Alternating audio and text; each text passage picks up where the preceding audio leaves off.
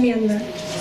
Каждый год мы ждем, мы очень ждем последнюю субботу марта, которая как глоток воздуха, песня души и сердца, символ объединения, нерушимости, любви, надежды и веры.